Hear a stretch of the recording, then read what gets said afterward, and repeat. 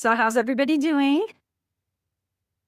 I'm good. I'm good. I know. It's been a while, huh? So I think this is going to be what, our sixth session that we have together?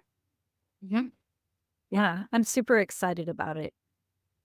So I think for me this week, I'm actually going to be talking. I really wanted to have this discussion about women and diversity in leadership. It's something that I'm very passionate about. It means a lot to me, mostly because I'm a women leader. So I wanted to spend a few moments tonight talking about that. And it's also important because 4 years ago, I actually had a collaboration of a group of women sponsored by our company, and we got together to design a 9-month women in leadership cohort program.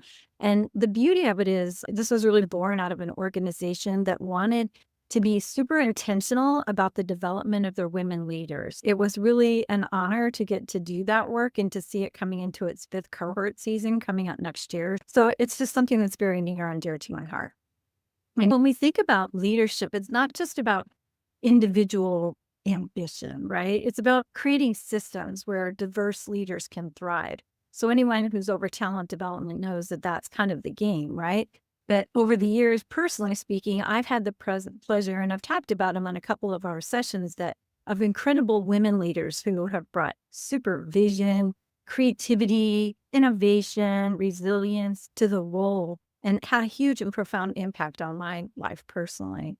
But I've also seen barriers with people, some personal barriers with leaders, some from systemic causes in an organization. For example, it's just that women leaders aren't really viewed as valued as much as male leaders. And so I've seen that situation as well. And that can really hold, obviously, women back or anyone of diversity in a leadership role. And actually, even as I view my own career journey, I've gotten in my own way. So most certainly on some of these barriers for myself personally. Today, I think what I really just wanted to throw out there, and just chime in whatever you want, but I wanted to highlight what I see as 5 of the most important dynamics that I see in women leadership journey based on my last 5 years, just always focusing on women and leadership programs throughout my professional learning and development career, and talk a little bit about how might we address them. But as I said, it's something that can be applied to any leader, but I think we have a special focus with this group on diverse but especially women leaders. Does that sound good? You want to talk about that? Sounds great. Yeah. Yeah. So the first thing, I don't know about you, but I've noticed is really overcoming confidence barriers and imposter syndrome. So a lot of people don't like that word, imposter syndrome, right? Just call it self-doubt. And when I think about it, I think any leader often has that experience. But even if they have the skills, they've got the results or the track record, there's always that little voice sitting there on their shoulder going, "Man, am I the right person for this role? Do I really belong here?" And what I tell women in coaching conversations is that it's really not about waiting for permission or validation, right? It's about recognizing and naming the value that you already bring. I think sometimes we always put this big, audacious goal ahead of ourselves of how we're supposed to show up, when even sometimes the most powerful leaders bring small and incremental changes over time. So, one practical tool that I recommend is keeping a success portfolio to remind yourself that, you know what? I really am good. I really do. I do belong here. And really keeping a record of their accomplishments, almost like a success diary, if you will. Just on those days when you think you're really not up for the test, that, you got some great feedback from someone that you wrote in there, or something that really made a huge significance in your team or in some result in the organization. And it's a place you can always go back and remind yourself, hey, you know what? I am good enough. I am great in this role. I think over time, this really becomes tangible proof for them that they belong. And it's just really a powerful way to push back against that inner critic and that little naysayer on our shoulders. So have you all experienced that imposter syndrome piece in your roles as leaders? Yes. I'll be the first to say yes. Yeah, absolutely. I think it comes with projects, it comes with transition, change when we're moving on to new adventures in our career. That definitely is a time where it comes up. And I think that we can all help each other as women to remind each other of all the good that we see in each other and what we've done and just make sure that we're good advocates and encouragers. Yeah, that's for sure. That just bolstering each other up instead of tearing each other down. And sometimes we can do that unconsciously, I suppose, but I try not to be that way. But you see it play out sometimes in different interactions. So, yeah. Yeah, I I think, oh, go ahead, Husna. I think emotional intelligence plays a very good role here in this process when we talk about imposter syndrome. So I believe unless we tell ourselves like what we are, how you spoke about, give a brief introduction about what happens to women and leaders, be it in a critical role, whether they're ready for it, they're not ready for it. So when we talk about emotional intelligence in general, it's like a it's like personally and professionally aligned, right? Unless we tell ourselves what we're feeling, what we're experiencing, how can we make it better? Any characteristics come when we gender disparity, what you mentioned, whether it's not gender disparity, it's about how we put up ourselves into the zone of challenges. How we tell ourselves, are we ready for it? Are we ready to take the challenge? Can we prove it, what we have, and we can make this work for ourselves as well as for a team? With making an alignment of your inner thoughts to the exterior world, come out and open, then everything is possible. It's about you, what ability you have, and how you show up is all I think. For me, I believe it's all emotional intelligence, which can really be playful. Around this area, I can keep talking about it because I've been writing about this a lot. Sorry, that's life. And I think, like you mentioned, and Tiffany brought up, it's really like when we're in roles, we're growing in those roles. So we don't have to know all the answers about everything all the time, right? And so it's find out where we think we have to develop or do things like that, and then be okay with that. Maybe if you're at the end of your career life, you're just sort of there and you're saying, "This, I don't really want to be that challenged. I just want to be. This is where I'm at." But I'm an older person in career, and I don't feel that way. I'm always feeling like I constantly have more to learn and more to do. So I'm going to go to the second piece for me is systemic bias, I think is another issue because confidence alone really doesn't always erase the structural barriers. Systemic bias, I think, is real. And it shows up in performance evaluations, right? These are kind of the subtle ways that we see them that maybe values a person's style over their substance or in promotion processes that aren't really transparent, right? We didn't hear about a job, someone else got it. We really weren't in the queue. And even in the way leadership potential is defined. So if a woman is consistently evaluated, for example, on likability, and yet men are evaluated on results, we really don't have a fair system. So it's not apples to apples. And in leadership in organizations, it should be. Because coaching executives on this point is really about helping them recognize that bias isn't just individual prejudice, it's often built into the systems in which we work, unfortunately, and it takes time to unwind those things. And so when leaders can name what that bias is, they can really work to interrupt that pattern. So they create the space for talent to rise based on merit, not stereotypes. And that benefits the entire organization. This is every year when I do the updates for orientation for the Women in Leadership program, I'm always like, okay, what's the latest research showing me about how the needle's moving with women? And I'm sad to say it's not a lot. And it should be. It really should be. And so that for me is often disheartening. And so as I think about in coaching with people, it's like, how do we help them become more effective, right? And so they can really be powerful in their own right as women leaders, even so much that they can overcome those systemic biases because they're bold, because they'll call it out, because they'll speak their truth, right? So I think that that's super important. So that's the second thing I think that really is a challenge for diverse and women leaders. And finally, not finally, but another one I have is systems and strategic thinking. So you hear me talk about, I'm really big on these two topics in particular. Women are typically seen as excellent operators, right? But they're not always recognized as strategic thinkers. And the irony is that many women already think systemically, right? They're just not invited to those conversations. So they can be strategic, they can be broad, or their conversations, because of maybe the way, the language that they use when they're interacting with people, their mindset might be strategic, but it's how it's coming out of their mouth when they're articulating it that may not sound strategic, right? It might be too detail oriented, or might not roll up, right, to more of a strategic dialogue, if you will.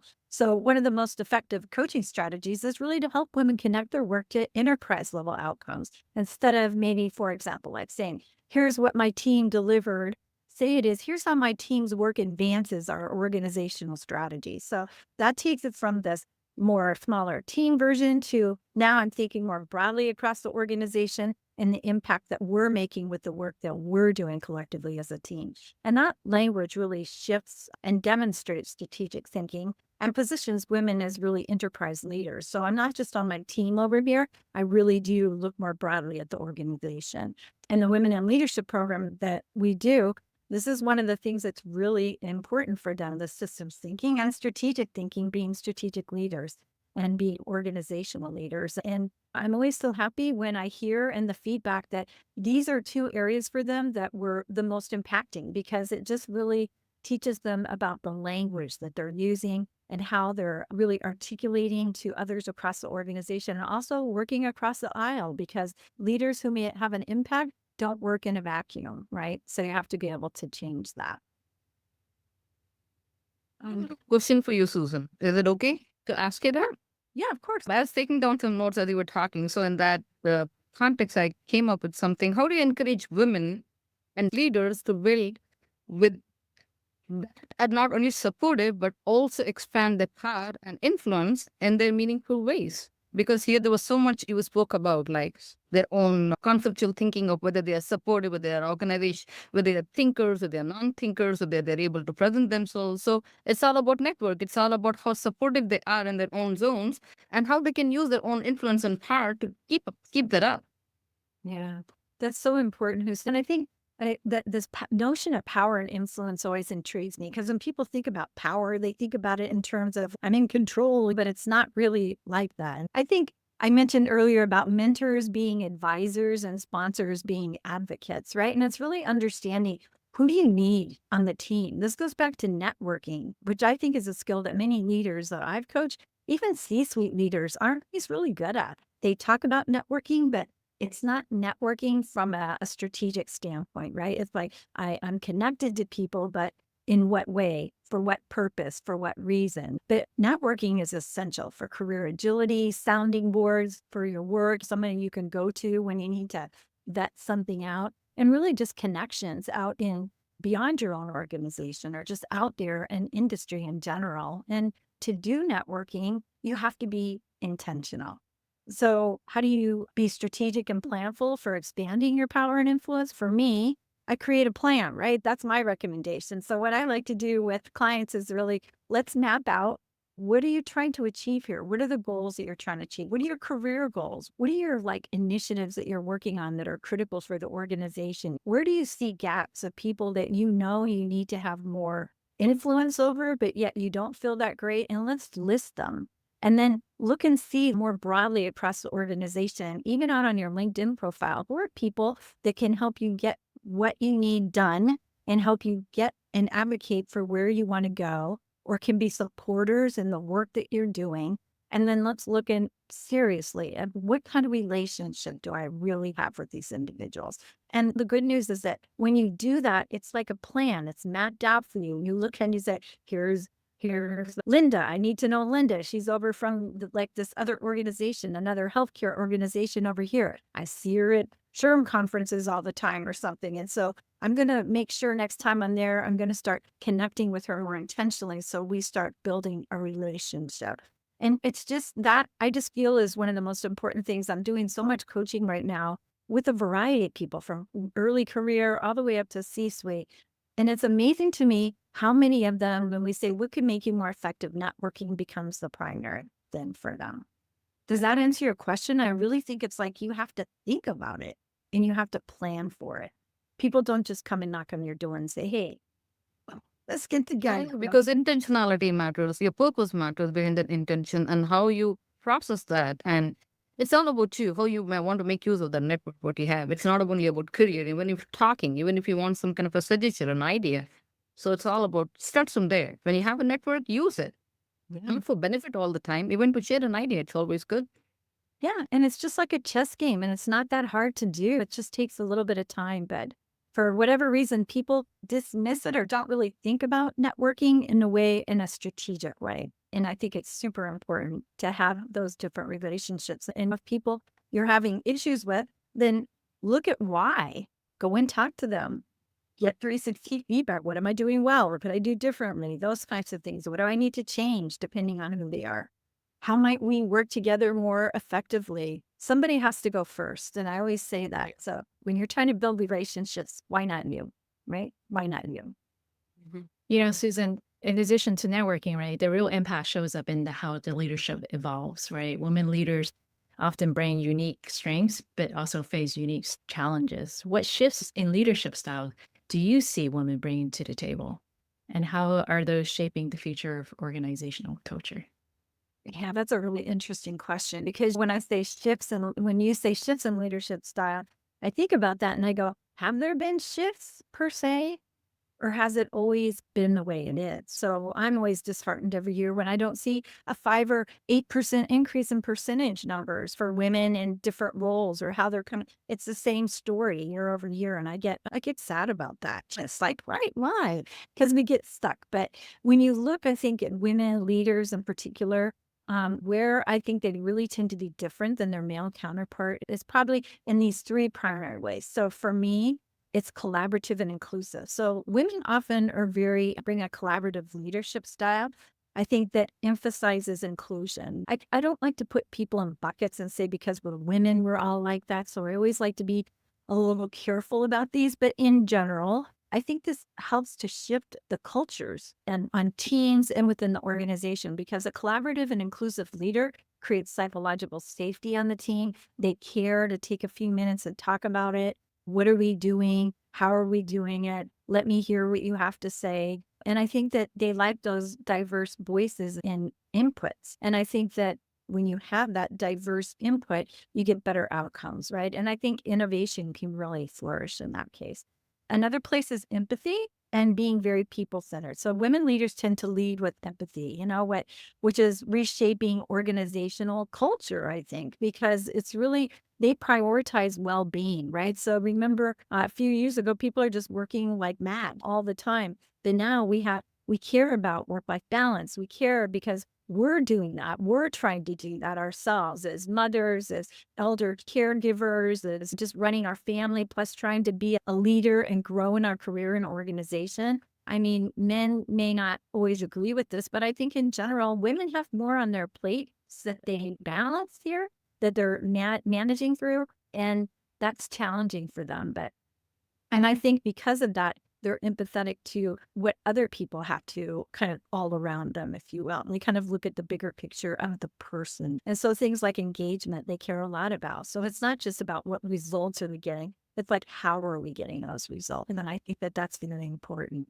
And then I'd say that the third thing is really balancing results with relationships. So I think women are really showing that we can deliver results while we're investing in our relationships of our team, while we're being personable, while we're taking time to make sure that our teams are and mentally doing well, like psychologically, our team is good, communication wise, we're doing well. And I think that balance influences cultures and organizations in general to really value both performance and people equally. I think there's a book I've mentioned before called Human Centered Leadership that really focuses on that connection point about different ways that women show up and leaders in general can show up with people. Does that answer your question, Cindy? Or Yeah, I totally agree that there's much more of a personal touch in addition to achieving results for sure. yeah.